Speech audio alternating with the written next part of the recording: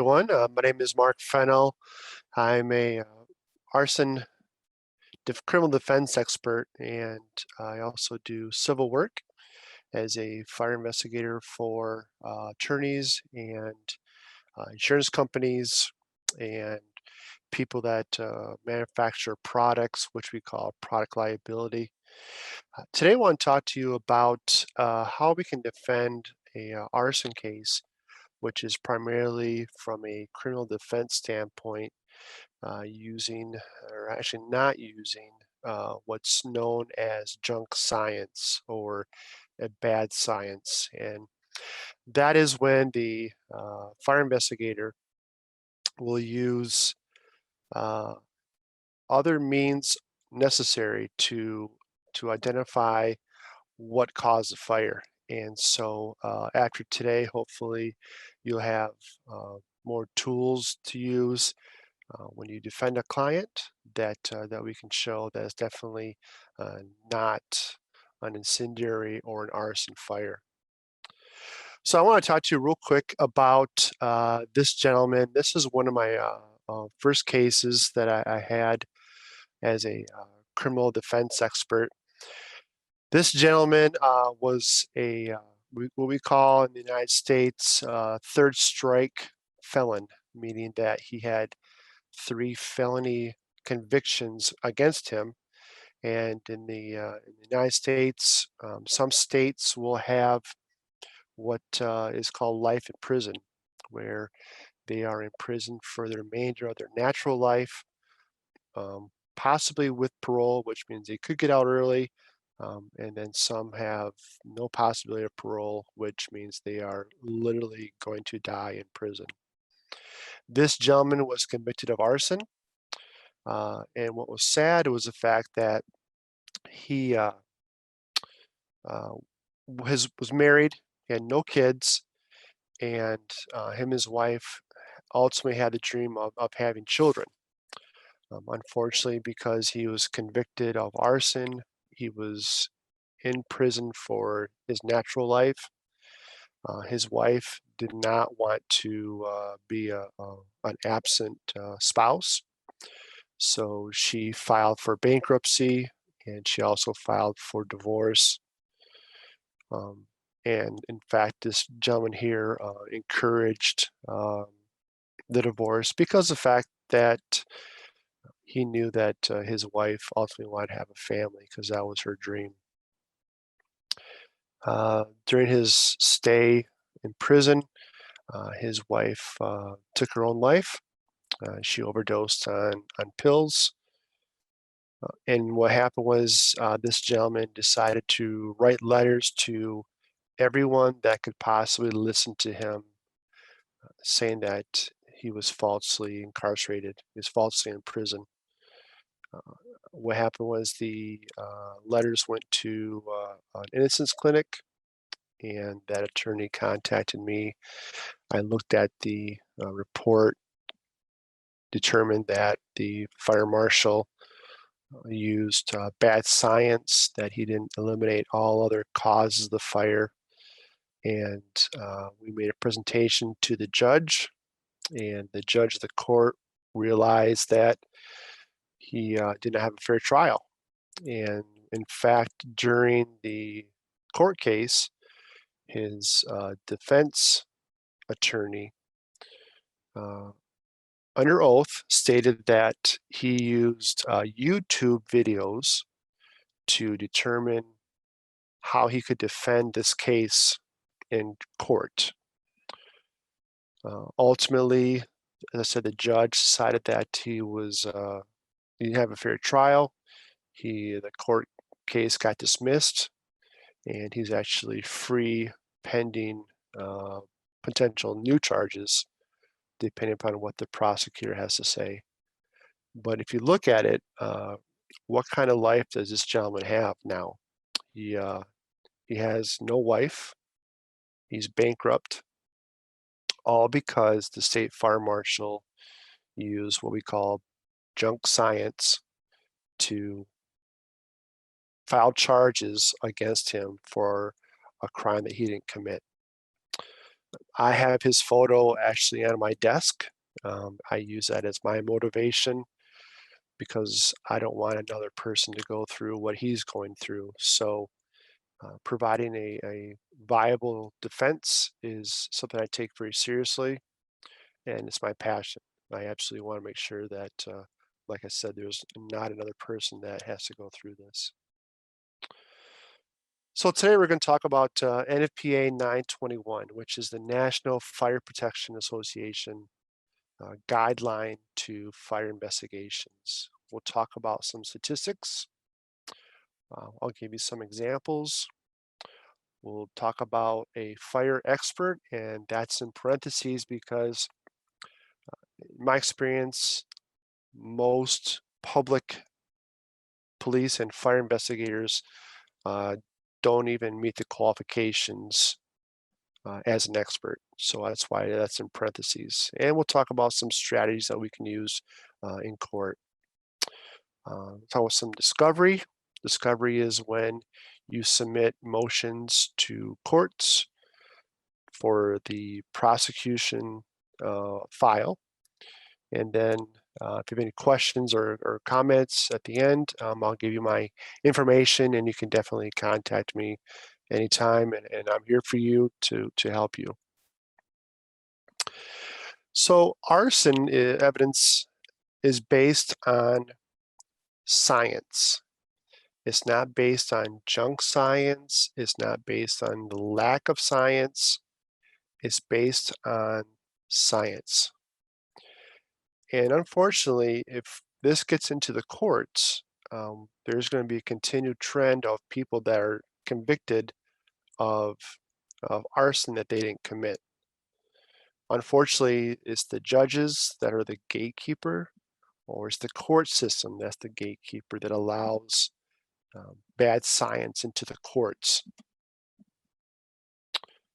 Some statistics, the Federal Bureau of Investigation in the United States in 2019 investigated 33,395 arsons, of which 42% of them were residential or buildings, which is primarily what was the most percentage. Of those 33,395, 15 to 19% of them were solved or cleared. Now, cleared, I'm assuming, does not mean charges were dropped. I'm assuming cleared means that there was a plea bargain, there was a deal made with the prosecution, and the person was still sent to prison. So what does this mean? That means law enforcement and the fire department and the prosecution, for that matter, have 5,009 to 6,345 chances of getting it wrong. And they do get it wrong a lot. As I said, when we get into the presentation, you'll see exactly how they do not use what we call science to investigate the fire. The National Fire Protection Association, 387,000 residential structure fires in 2018. Out of those, 25,500 were declared arson. So as John Montini mentioned in some of his articles, and I believe he was a speaker here as well a few months ago, he made a comment that says if 5% of those 25,500 structure fires were even at a 5% error rate, meaning 5% of the time they got it wrong, there would be 1,275 people that are in prison. And that's each year. And that is an absolute crazy number to think that that many fires were arson that really weren't arson. And since 1989, 74 people have been wrongly incarcerated according to the National Registry of Exonerations. More than half were based on what we call junk science or bad science. This is a systemic problem that unfortunately is in our court system. NFPA 921, once again, this is the guide to how to conduct a fire investigation. And at least in North America, this is what is recognized in the court system as a how to do a fire investigation. Some people call it the Bible, some people call it the gold standard. But at the end of the day, this is what we need to use to show or not show how a fire investigator wrongly charged a person for an arson fire. In order to get to do or to proceed with a fire investigation properly, as I mentioned before, we use science. We don't use a lack of science. And we talk about a scientific method. Some people think that you go from the least burned of the house to the most burned, which is the most damage. And in some cases, that is true. Using this scientific method that I'll talk about in a second here, that's how we proceed. We look for ignition sources. We look for things that can actually cause a fire. And if something can't, we can show that by documentation, which is photographs. We use all the relevant data, which means we interview people. We interview the police, we interview the fire, we interview witnesses. And then the data that is used is also connected to the burn patterns. And attention to detail, if you think about that, I mean, that should be a basic concept, because we're talking about someone's freedom. We're talking about someone's life that potentially could be ruined. The gentleman that I talked about earlier, he's divorced, his wife is dead, all because a fire marshal, a fire investigator, did not properly do his job and did not properly investigate the fire. The scientific method I was talking about, recognizing the need, define the problem, collect data, analyze data, and then develop, test, and select a hypothesis. These are the 7 steps that I would recommend that you ask the fire investigator in court. I want to focus primarily on these 3 steps right here. This is the hypothesis. So as example, if I'm developing a hypothesis, I'm looking at, let's say, a house fire. And in fact, I will turn the next slide over. This was a fire where a person died on the couch. This is actually a couch. And the back door was open, and there was a fight between 2 gentlemen. One died, and the other gentleman was charged with murder and arson, but it was based on junk science. So for this, if I'm going to develop a hypothesis, I need to look at the scene. This is a space heater that can start fire. This is a table that had smoking materials like cigarettes, candles, and then over here was the power cord and the outlet that powered the space heater here itself. So those are the 3 things I need to look at. Now I'm going to test my hypothesis. Is it possible that this space heater caused the fire? Well, the space heater looks like it's brand new. So in theory, I can eliminate that based on a lack of burn pattern.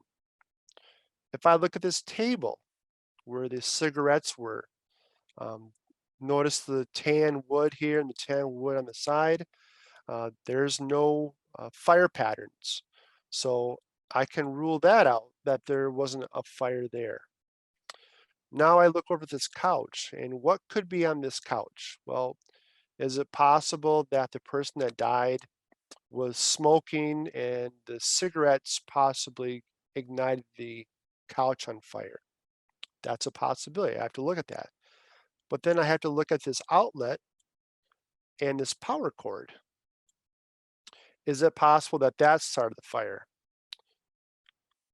So to test it, I need to have an engineer or someone with more experience in engineering, electricity, look at these two components and tell me if that's possible the fire started. Selecting the final hypothesis, I can tell you that the electrical engineer did look at this outlet, and he also looked at this wiring, and come to find out that the plug was not securely tight into the outlet, which we call a high resistance connection, that ignited the power cord, that then ignited the back of this couch over here. So unfortunately, it wasn't arson. It was what we call an accidental fire. And so when we met with the prosecutor, we gave him all three of these ideas, all three of these hypotheses, and he realized that perhaps the person actually was not guilty of arson and dropped the charges. Here's another trailer fire. Uh, this window here is a bathroom window. Notice there's no fire. It's still intact.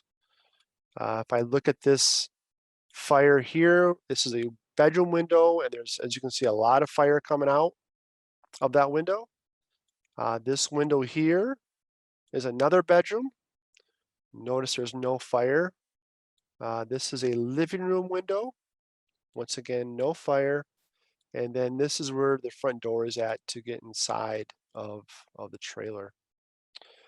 This door here is the water heater, and there's no fire there as well, just some smoke. So this is where the fire marshal, the fire investigators, said that the arson occurred because there's this hole right here in the trailer, and because that hole shouldn't be there, it had to be arson. If you notice this toilet seat, it's compressed wood, so it should catch on fire, and that's actually just smoke stained. But look how close this toilet seat is in comparison to the bathtub. It's very close. If this is where the fire started, I should have more damage on this toilet seat, and I don't. I also have these wood frame members that should be sustain more thermal fire damage, and I don't. It's actually just smoke and a little bit of heat. If I go to the next slide, the holes down here at the bottom of the screen, and as I move away from the bathtub, I have more damage on the wood, more damage on the wood. Unfortunately, this photograph was by the fire marshal, so it's hard to tell, but I actually have a lot of damage here. And this is the window where you saw the fire coming out of the window. So this room, we say, had flashover. And flashover is when the entire room is one big ball of flames. It's everything in that room is on fire. The bedroom is actually larger than the bathroom. So if the bathroom caught on fire, I should have flashover sooner than a larger room which has more space, more fuel, and I don't have that. also a proper investigation, all this debris that you see in this picture should be removed so that we can analyze and look at the electricity, the electrical wiring. Are there any space heaters? Are there anything that can ignite or create an ignition source? And unfortunately, this individual, this fire marshal, didn't do that. He just said that this is an irregular burn pattern, that the person that was charged with arson used gasoline. He tried to, actually, he did not take samples and send them to a lab, nor did he use a dog that detects gasoline, which we call a canine. The dog did not alert, so the dog said, "There's nothing here." But yet somehow he thinks that this was an arson fire. And in fact, if you look at this report that he said the only thing that's plausible, which means the only thing that could happen, was that the cause of the fire was arson.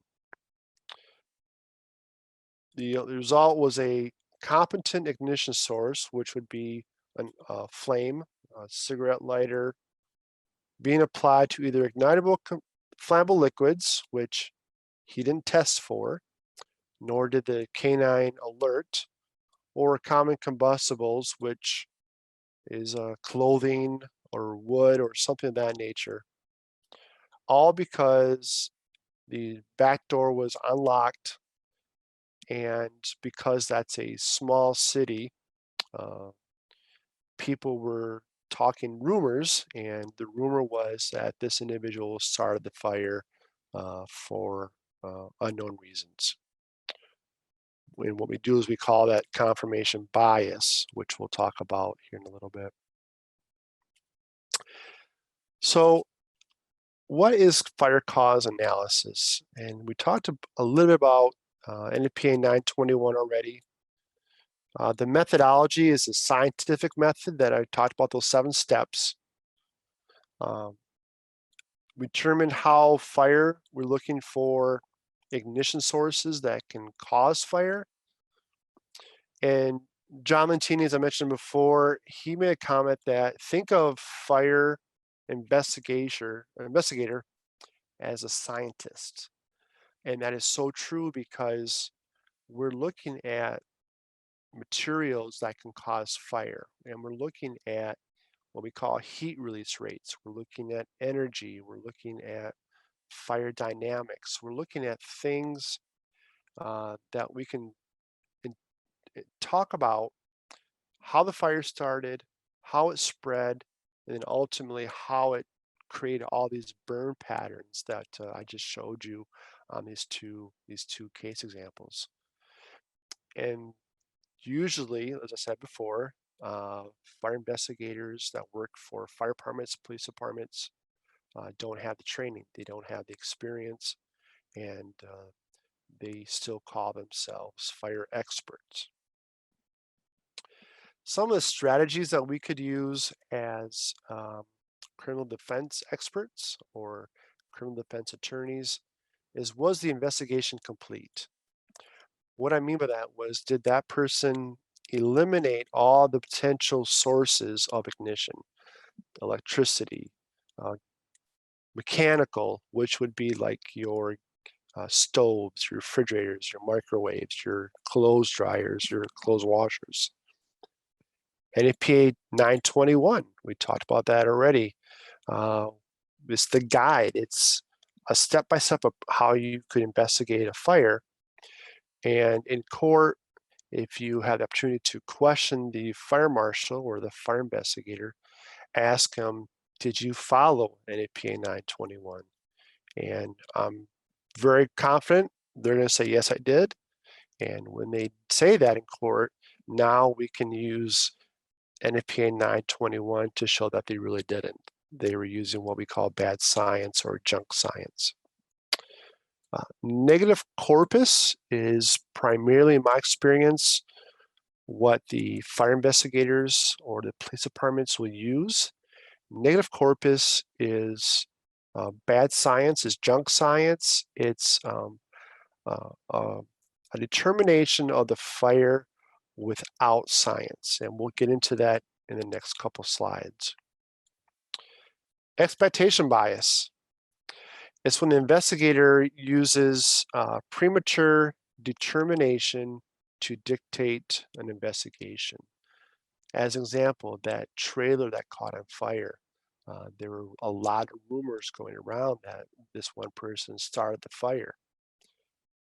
And so his investigation, the state fire marshal investigation, was expectation bias and negative corpus because he already went into the mindset that this person started the fire, even though there was no evidence to show that. Confirmation bias is when the fire investigator knows that this is an arson fire. He believes it's an arson fire. However, he uses the evidence to justify that this indeed was a arson fire, even though the science doesn't show it. Stay in your lane is when the fire investigator goes beyond his expertise.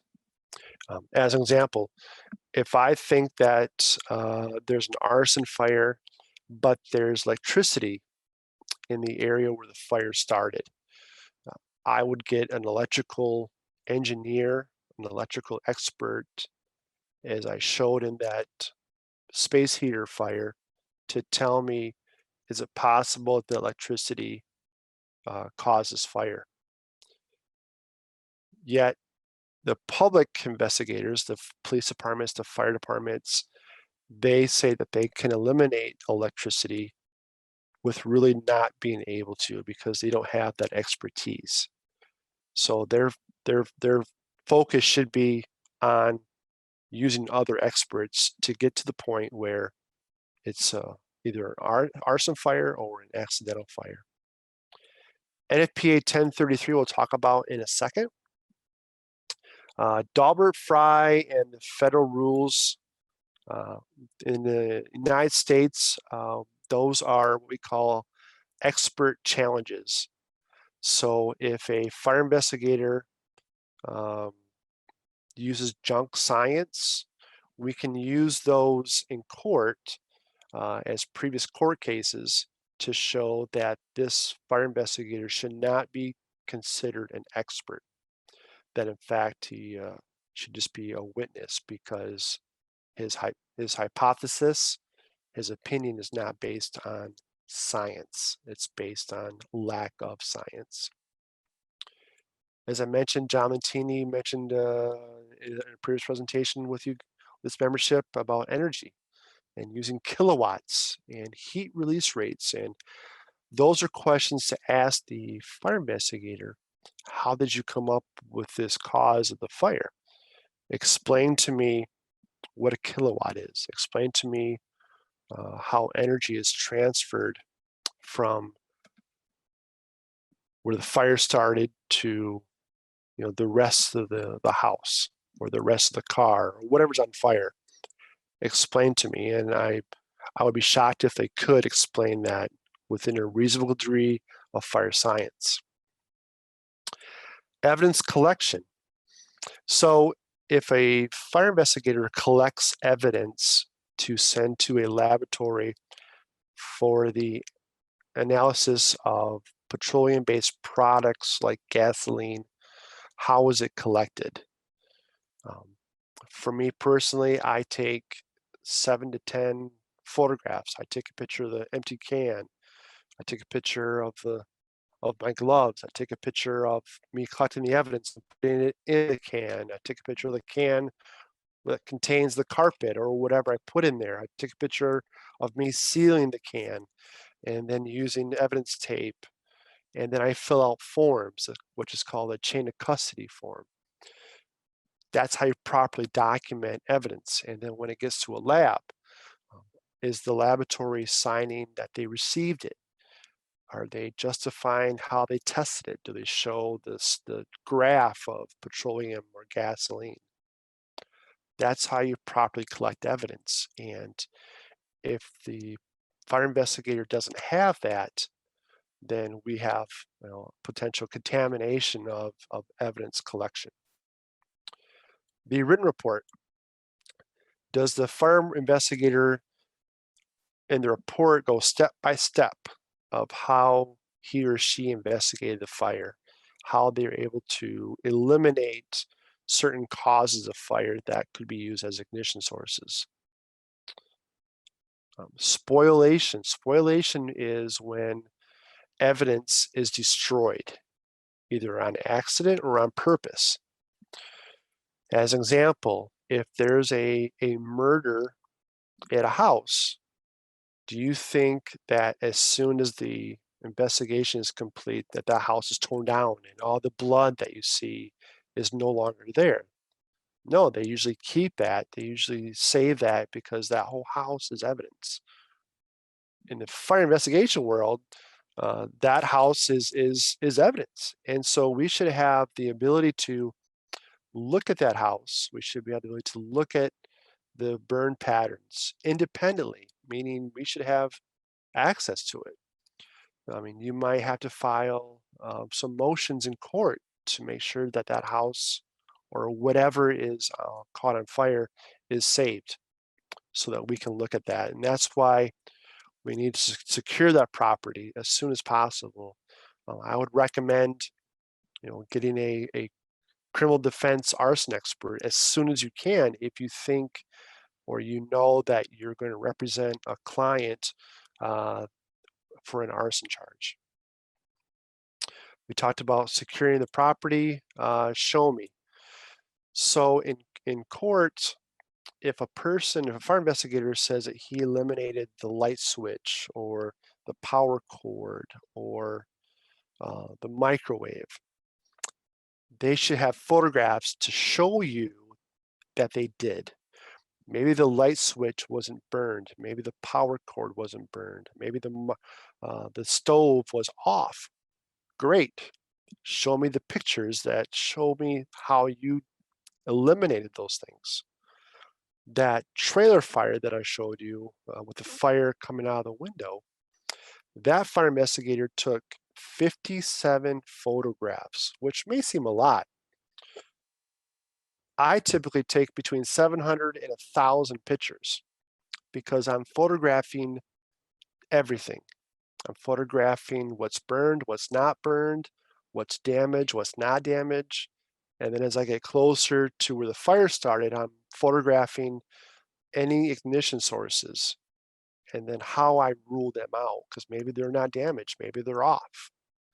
And then as I get closer to where the fire started, I'm taking even more photographs. I'm taking measurements, different angles, and different light. I'll use flashes, I'll use lights, I'll use flashlights, all because I want to be able to show the court proper investigation. In 1996, there was a fire that I'm actually involved in where we're looking at a garage fire with gasoline samples that came back positive in the house. In a garage, you've got a car, you've got gasoline stored, you've got containers that contain petroleum, paint thinners. In a garage, it's full of petroleum-based products. Well, is it possible that when the fire department responded and they're walking through that garage, is it possible that gasoline, petroleum got on their boots, and as they walked into the house, because they're curious, they're also looking to put all the fire out, is it possible that they uh, contaminated the house as well? It's just a theory, but unfortunately, this gentleman in 1997 has been in prison because of an arson fire. The canine, the dog that detected the gasoline, he hit, what we call hit, he had alerts 9 times in a garage. 9 times I would expect him to hit positives more than 9 times because, like I said, you had a car fire in there, you had gasoline stored in there. So think about, is it possible that a scene is contaminated? Negative corpus I talked about, and I want to expand on this. Negative corpus is a belief that they were able to eliminate all the ignition sources without proper use of fire science. You can't use negative corpus because it's a lack of evidence. It's a lack of hypothesis done properly in the scientific method. It's a negative. How can you prove a negative with a negative? You can't. It's what we call junk science. It's bad science. Out of all the criminal cases that I've been involved with, the fire investigator uses negative corpus 100% of the time. They don't eliminate all the other potential ignition sources. How we determine the cause of the fire. This is just a quick 4 steps. The area of the fire origin must be clearly defined. And so if the fire investigator doesn't have the right origin, meaning where the fire started properly, then everything else is irrelevant. You have to have the right area where the fire started. And how do you do that? Well, we can look at the burn patterns. We can look at the electrical, which we call arc mapping. We can look at video, if there's video from the store or from a house. We have to look at the burn patterns. We have to look at the energy that was created. It's not as simple as walking into a room and saying, oh, well, that's where the heaviest charring is. That's junk science. Because where the heaviest charring is or where the most damage is doesn't always mean that's where the fire started. That could be ventilation. It could be that a window broke, which created a lot more air into the space and the fire got even hotter or burned longer. It could also mean that there was just a lot more stuff, couch, clothing, whatever it is in that area. So most burned is not always where the fire started. All accidental causes must be examined and credibly eliminated, meaning we're using fire science to eliminate all accidental causes. Once we can get to that point, then we need to look at it, is this an arson fire? And these are the questions that we're going to ask the fire investigator from the police department or the fire department. How did you do all this? The scientific method I just talked about, those 7 steps. And then the big thing is we should be able to explain how the appearance or condition of systems, which would be like electricity would be a system, appliances like a stove. If that system or appliance were the ignition source, show me how it was or was not the source of the fire. Which goes back to me taking a lot of photographs to justify how I can or can't eliminate things. These are the 4 steps that the fire and the police department should be able to explain to you in court or in the report how this fire is an arson fire. And if they can't, then they're using what we call negative corpus or bad science. National Fire Protection Association 1033. In North America, this is the qualifications for a fire investigator. And this includes all fire investigations, including public, which would be like police and fire departments, and private, which would be like myself. This is something that is a standard. It's not a guideline like NFPA 921. This is a standard, which means it's you shall do this. And what they say is that we shall know all these definitions, all these words, and have a basic knowledge beyond high school. Does that mean college? Yes. Does it mean we can take seminars? Yes. Or does that mean we can use our experience? Yes. However, if you look at all these words, all the yellow highlighted ones are based on fire science. And that's what I was sharing with you earlier, that John Lentini in his articles say to think of a fire investigator as a scientist, because this is why. Fire science, chemistry, thermodynamics, thermometry, fire dynamics, explosions, explosion, how it happened, when it happened, looking at the different pressures, looking at the different concussion waves, fire analysis, hazardous materials and chemicals. I mean, those are all things that are based on the science of fire that a fire investigator should be able to explain in court, should be able to explain it in his report, and when it comes time for testimony, you can ask these questions. Explain to me the use of fire chemistry. Explain to me energy. Discovery from the prosecution. And like I said, discovery is looking at the entire file that they have to charge somebody with an arson fire. And usually what will happen is we'll get the complaint, which means there's paperwork filed with the court that says this person is charged with arson. A warrant, which means it's a document that's given to the police department to actually make the arrest. Usually the photos of the fire. Hopefully it's more than 57 pictures. And the use of, or not use of, YouTube. A police report. The fire report. So if a police investigates the fire, the police report. If the fire investigates the fire, then the fire investigation report. Those are typically what I've seen that the criminal defense lawyer will receive. But what do we want?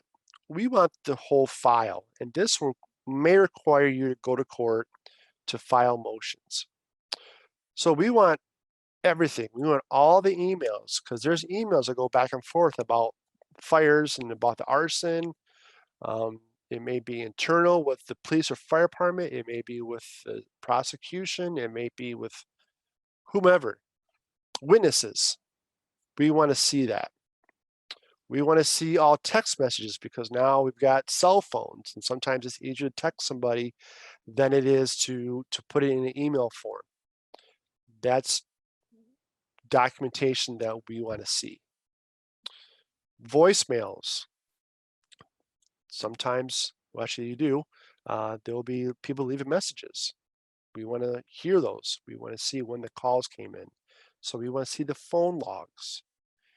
And then of course the catch-all is pertaining and connected to the case. So anything that's connected to this arson, we want to see. We also want to see all the drafts and final written reports. Police and fire departments, when they write a report, it goes to a peer reviewer.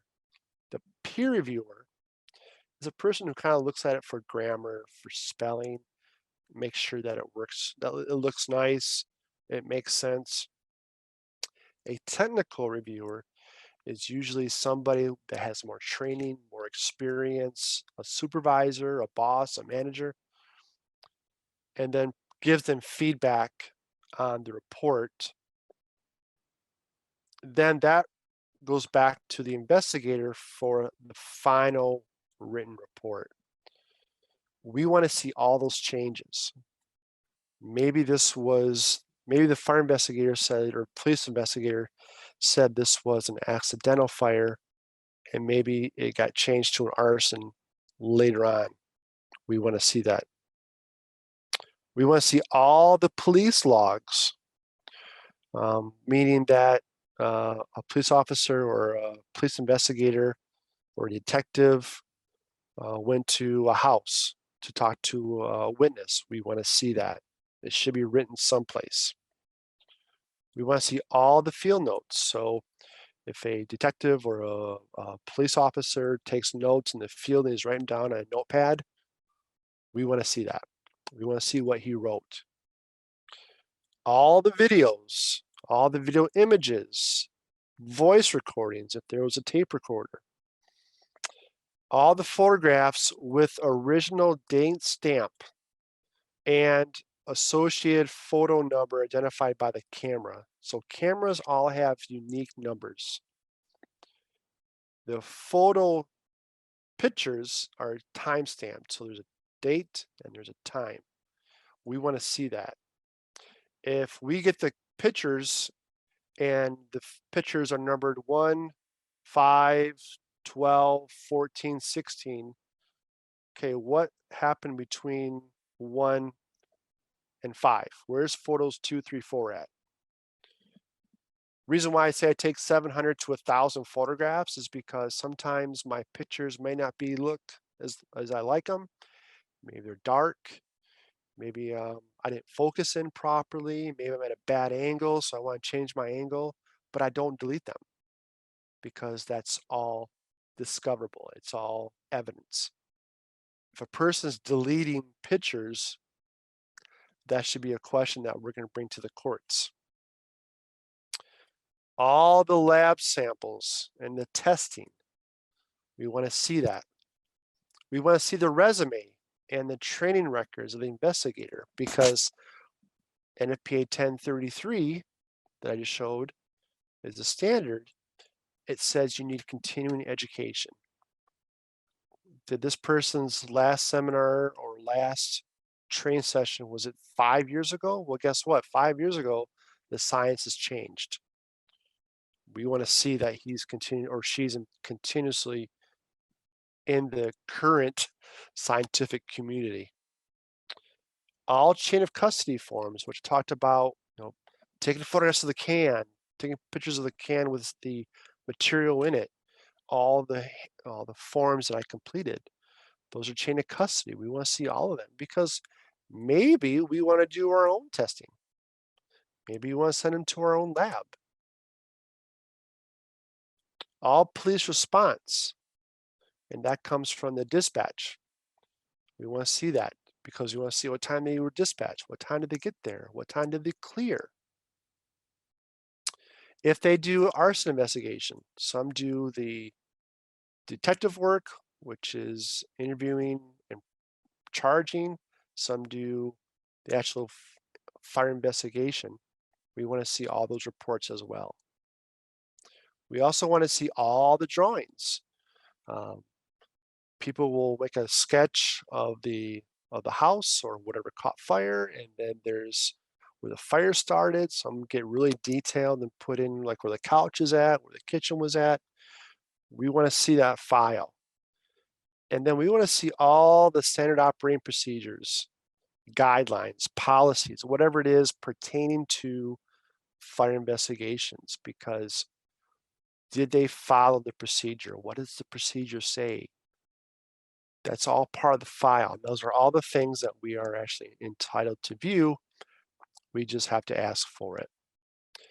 The fire department is the same thing. If the fire department investigates the fire, we want to see all that. We also want to see what time the fire trucks arrived, what time did they clear. If they talk about the arson, we want to see that.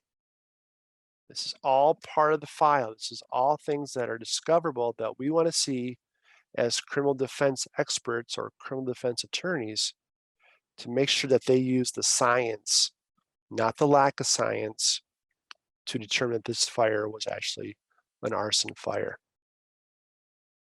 Remember, This is typically what you will receive. This is everything that we want. The file is very large. It should be very large. It shouldn't be just a couple pictures, a couple reports, and a piece of paper or two. This is another fire that I did, and the area of origin. So where did the fire start? Well, this fire investigator said that the fire started inside the structure, inside the house. Well, that's good. I'm glad that we can determine that the fire started inside the house. The fuel load, which means what was the things that burned? What could cause this fire to actually progress? Well, they couldn't find any fuels. They couldn't find anything that could have started the fire. As a result, the first fuel, which is part of the scientific method, remains undetermined, meaning this fire investigator doesn't know what fuel is involved, nor can he identify how the fire ignited, where the process of fire started. Because when we get to the ignition sources, which would be like a match, electricity, during this process, no ignition sources were located. So this fire investigator doesn't know, he knows it started inside the house, good. Doesn't know where the fuel's at, doesn't know the ignition sequence. So basically this fire investigator doesn't know anything. And sometimes it happens in fire investigations, you just don't know.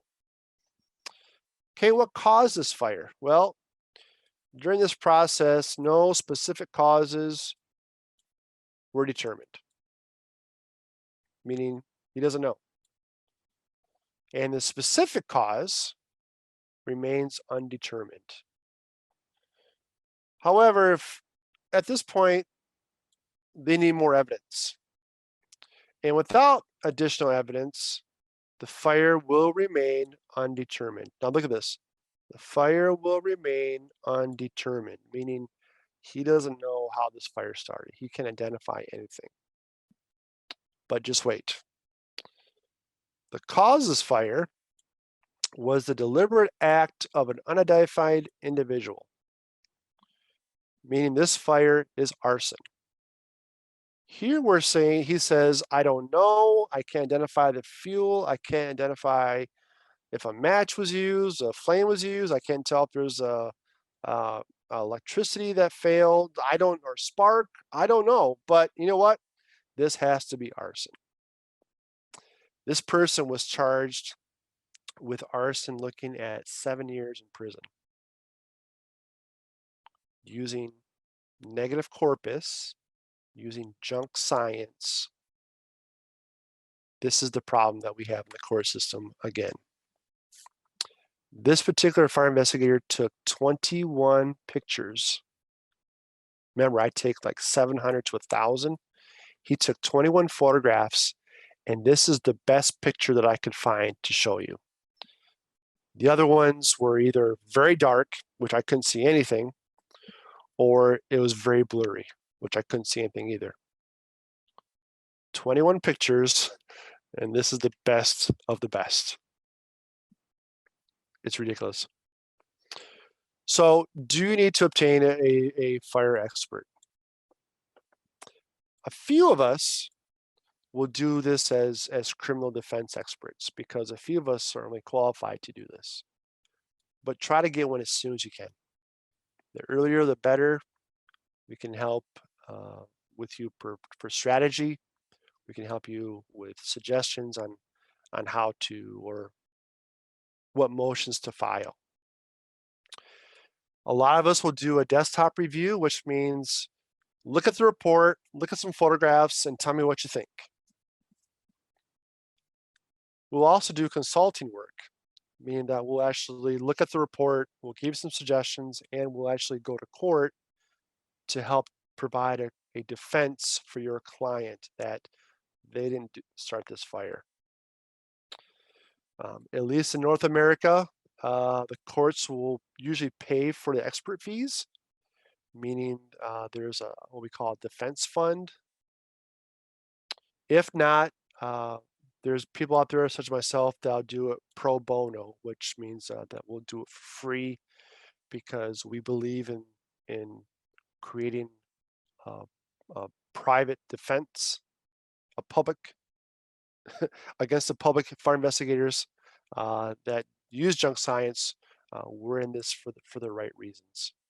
As I mentioned, most states, most police departments, most fire departments, they don't have the expertise or the qualifications to even do a fire investigation. Finally, there's some differences in a certified fire investigator. At least in North America, there's what we call the CFI, which is a certified fire investigator. That's usually done by the state or the provinces. And what happens is they take a weekend class or a week-long class, and they take a test at the end of it, and they are now a fire investigator. There's the National Association of Fire Investigators, Certified Fire and Explosion Investigator, called NAFI, CFEI. You fill out an application, you mail in the fees, you take a test, and then if you pass that test, you're a certified fire and explosion investigator. My twin daughters that are 18 that have helped me dig fires, they've been around fires all their life. They could probably take and test and pass this class. The gold standard, I mean, the best of the best doesn't mean that you are the best fire investigator. It just means that you qualified to take this test is the International Association of Arson Investigators Certified Fire Investigator, IAAI CFI. That's the gold standard. And what happens is, in order to take that test, you have to have testimony experience, you have to have gone to court, or you take a class on courts. You have to have so many years of experience. You have to have so many fires that you've investigated. You have to have the education. You have to have all these points just to take this test. NAFI, don't need anything. State, CFI, you just take a class and you're a certified fire investigator. So my recommendation is, if you do seek a criminal defense arson expert, try to make sure they're IAAI CFI. Like I said, doesn't mean they're the best. It just means that they did some work to get to where they're at. All right, well, that concludes my presentation. This is my contact, Mark Fennel, mfennel@jsheld.com. My phone number in North America is 616-350-3852. If there's any questions that you have, no question is out of the ordinary. My phone is on 24 hours, 7 days a week. So feel free to call me anytime. Thank you for your time and have a good day.